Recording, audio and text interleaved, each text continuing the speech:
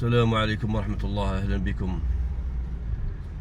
مانيش عارف إلا سمعتوا الخبر تاع اللي دارته وكالة الأنباء الجزائرية، وهو أن فرنسا قررت والمغرب باش يديروا مناورات عسكرية بيان سور في الحدود الجزائرية المغربية على بعد 20 كيلومتر على الحدود الجزائرية في سبتمبر الجاي. يعني سابقة تقدر تقول خطيرة بين في المنطقة، زوج أعداء متحامين على واحد. هذه القراءة اللي يقدر واحد يقراها الأولية. والمناورة هذه سموها بشرق 25، يعني مقصودة. على كل حال ماناش حنا اللي نجيو نوريو الخبث تاع فرنسا ولا الخبث تاع المغرب، راهو كلش باين. الرسالة تاعي إلى يعني خاصة إلى القيادة العسكرية الجزائرية اللي احنا نثيقوا فيها، وبإذن الله يعني من الأقوى إلى الأقوى، من الحسن إلى الأحسن. هذه وإلى أبناء الوطن، هذه حاجة باينة. يعني الرسالة تاعي هي يجب التسلح، رغم يعني الدولة تاعنا من العهد تاع القايد صالح رحمه الله وهي تتسلح وتشري في السلاح، رغم الهضره تاع البلا بلا تاع ذو الخونه هذو والمرتزقه هذو اللي راهم هنايا يهضروا غير على كروشهم، على المرحاض حاشاكم، على امور تافهه. الدوله كانت تتسلح على بالها واش كاين. الدوله دائما عندها الخبايا اللي ما تعرفهمش نتايا، خاطرش كاين الناس يسهروا باه يجيبوا المعلومه واش كاين ضد هذا الوطن. واليوم ثاني القياده يعني راهي مع تتسلح، رانا نسمع بلي تتسلح وتشري سلاح.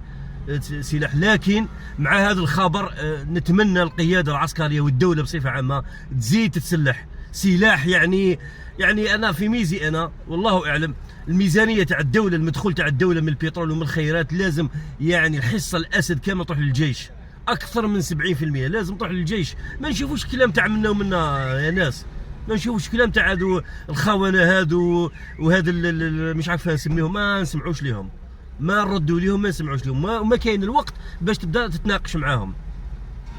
خطر كبير راهو يدور على هذه البلاد. يعني صراحه اليوم رانا ملاح، مي غدوه كلش ممكن. ولهذا اول حاجه اللي نديروها الدوله يعني تاعنا باذن الله لازم تتسلح، يعني تتسلح. الجيش لازم يتقوى باش كان الميزانيه يعني تمد له الحصه الكبيره للجيش. خطر كبير راهو يعني نقولوه بكل صراحه، وان كان الخطر بصح الخطر راهو يزيد. اليوم ولا تحالف فرنسي مغربي ضد الجزائر على الحدود الشرقيه. نتمنى الرساله راهي وصلت. احنا نقولوها ونعاودوها، واقفين مع الجيش تاعنا في السراء وفي الضراء، نحيوها منا ونمدوها للجيش عادي، ما كاينش مشكل، لان الجيش هو راه يحمي فينا، حاجه طبيعي باش تنحي من عندك تمدلو ليه.